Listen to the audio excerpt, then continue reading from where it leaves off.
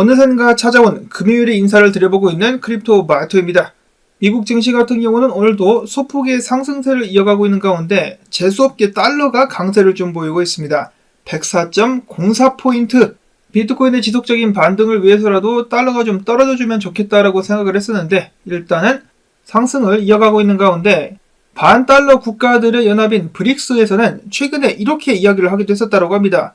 중동은 국제 원유를 거래하는 데 있어서 달러 사용을 멈춰야 된다. 결제를 달러로 더 이상은 해서는 안 된다라고 이야기를 한 것인데요. 자, 이건 뭐 거의 미국 보고 싸우자고 하는 꼴이 아닌가라는 생각이 드는데 이런 식으로 대놓고 하지 말고 살살살살 달러 사용량이 줄어들도록 유도를 하는 것이 좀 더 평화적이지 않을까. 안 그래도 지금 전세계 3차 대전 시작됐다라고 말이 나오고 있는 판국에 굳이 여기서 더 자극할 필요는 없을 것 같습니다.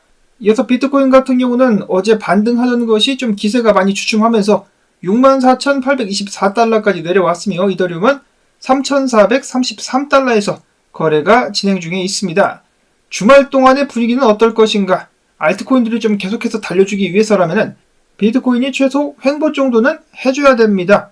가격대가 좀 진정될 수 있기를 바라보면서 오늘 나온 비트코인 소식은 하나밖에 없습니다. 그 외에는 분석인데요. 해당 소식도 좋은 소식은 아니라는 것이 조금 안타깝습니다. 비트코인 현물 ETF에서 3일 연속으로다가 순유출이 나왔습니다. 일단 어제 성적을 보시면은 그레이스케일 뿐만 아니라 인베스코의 현물 ETF에서 유출이 발생을 했는데요. GBTC에서만 3억 8,660만 달러, 그리고 인베스코 쪽에서도 1,020만 달러가 유출이 됐으며 반면에 유입 같은 경우는 블랙락에 4,930만 달러, 피델리티에는 1,290만 달러가 유입이 되면서 각각 유입조차도 그동안의 역대 유입량 중에 두 번째로 낮은 수준을 유지하는 데 그쳤습니다. 그래서 전체적으로 2억 6,150만 달러가 현물 ETF에서 빠져나갔다는 것인데요. 그럼에도 불구하고 어제 일본 같은 경우는 양봉으로 마감을 할 수가 있었습니다.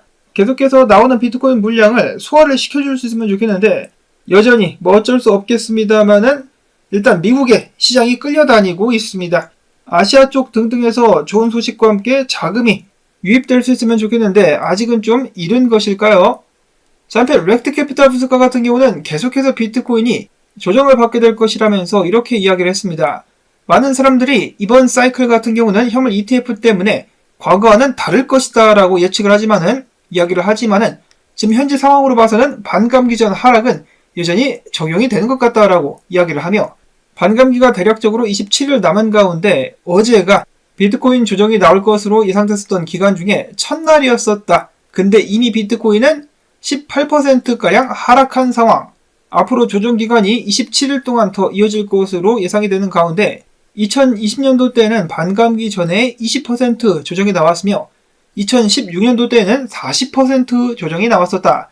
근데 지금 모양새를 보아하니 이런 식으로다가 첫 주에 꼬리를 내리는 거로 봐가지고 2016년도와 지금 현재가 비슷하게 진행되는 것이 아니겠느냐라는 예측을 하기도 했었습니다.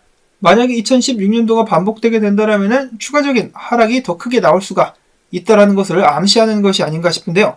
이거는 어디까지나 이 사람의 의견이고 이렇게 될 수도 있고 되지 않을 수도 있겠죠. 앞에서 몇몇 사람들이 언급을 한 것처럼 현물 ETF 때문에 원래 48,000달러대에서 맞고 내려가 있어야 될 비트코인이 지금 이 자리까지 올라왔습니다.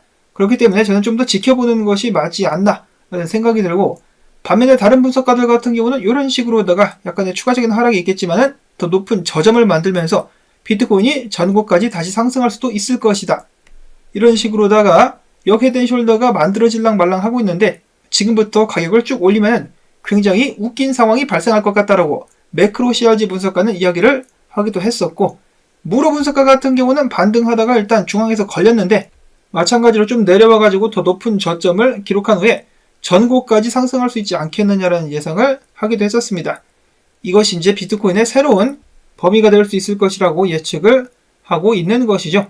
ADNL 분석가 역시 다음 종착지는 69,000달러가 될 것이다 라고 하면서 약간의 하락이 나올 수는 있겠지만은 반등이 나오면서 69,000달러 상단까지 비트코인이 쏠 수 있을 것으로 내다봤습니다. 지금 좀 위태위태하면서도 아리송한 상황, 비트코인의 가격 움직임은 일단은 지켜보는 수밖에 없겠습니다. 이어서는 알트코인 및 기타 소식들 알아보도록 하겠습니다. 어제 몇몇 언론에서 SEC의 게리 긴세이가 이더리움을 증권으로 분류하는 방안을 밀어붙이고 있다는 소식이 전해졌었는데요. 이를 들은 미국의 하원 금융위원장은 SEC 위원장인 게리 겐세이가 아직도 정신을 못 차리고 있다. 대도하는 무리수를 계속해서 던지고 있는데 SEC의 관할권은 게리 겐슬러가 아닌 의회가 결정하는 것이다 라며 제발 좀 주제 파악하고 짜져 있으라는 식으로다가 이야기를 하기도 했었습니다. 코인베이스의 CEO인 브라이언 암스트롱 같은 경우는 SEC가 왜 이렇게 계속해서 뻘짓을 하는 것인지 모르겠다. 이더리움은 분명한 상품이다.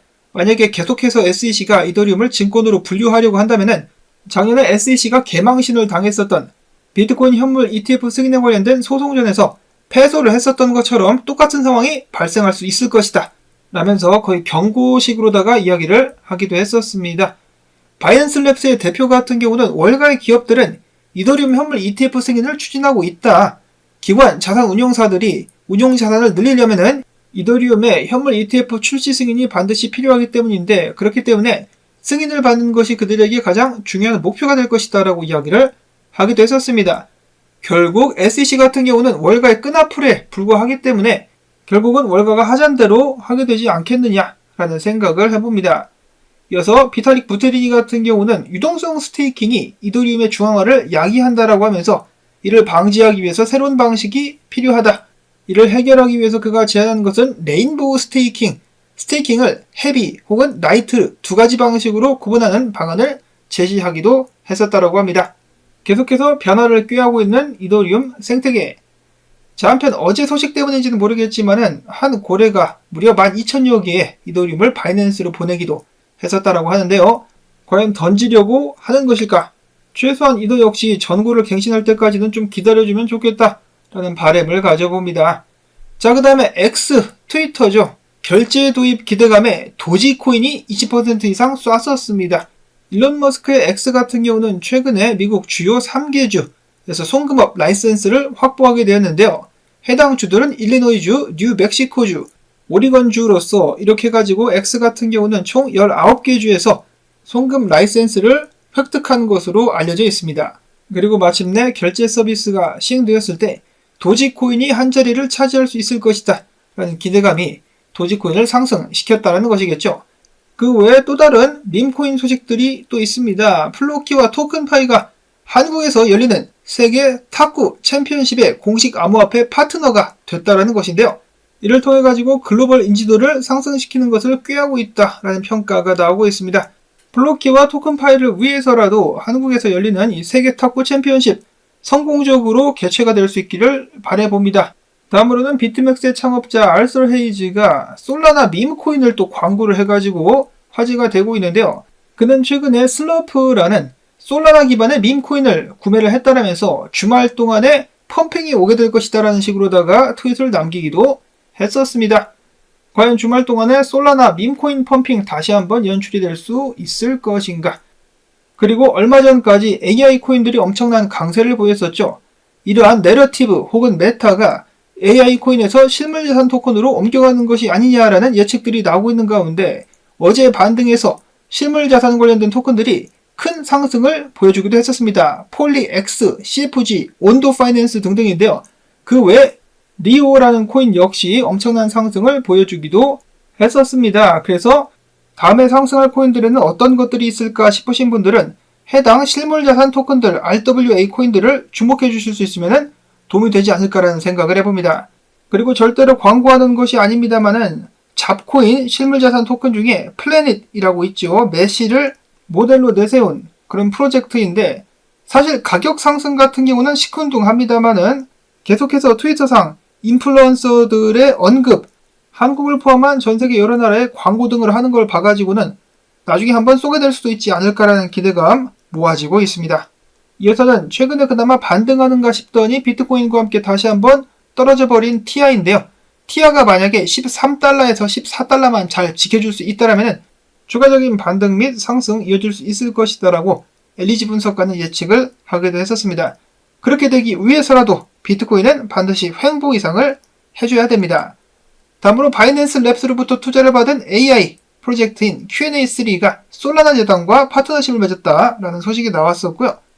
그 외에 제가 몇 번 소개를 드렸었던 AI 잡코인 PAAL 같은 경우는 이번에 바이낸스 랩스 리서치의 이름을 올리기도 하면서 바이낸스에 나중이라도 상장되는 것이 아니냐라는 기대감을 다시금 모아주고 있다는 소식이 나오기도 했었습니다. 다른 AI 코인들과 마찬가지로 최근에 급등을 이뤘었으나 비트코인 조정과 함께 짜부된 모습을 보여주기도 했었는데요. 조만간에 그들의 메인 프로젝트인 PAALX를 선보이겠다라고 밝혀가지고 다시 한번 주목을 받고 있습니다. 마지막으로는 어느샌가 넘치는 범죄와 함께 무법지대가 되고 있는 대한민국 관련된 소식 나왔습니다. 지난 21일 12시 50분쯤에 암호화폐를 판매한다라면서 20대 일당들이 40대 피해자를 유인, 테너랑 현금을 교환하는 척하면서 40대 피해자를 폭행, 현금을 갈취한 혐의로다가 긴급 체포당하는 사건이 발생하기도 했었습니다. 피해자 같은 경우도 어디 으슥한 데서 만나자고 하는 것이 아니라 강남 한복판에서 만나자고 하니까 의심을 좀 거두는 것이 아니었나라는 생각이 드는데요. 세상은 넓고 사기꾼은 많다라는 말을 반드시 기억을 해야 되겠습니다. 근데 해당 용의자들도 좀 황당한 것이 강남 쪽에 CCTV 그리고 차들마다 블랙박스가 쫙 깔려있는데 정말로 도망칠 수 있을 것이다 라고 생각을 했을까요?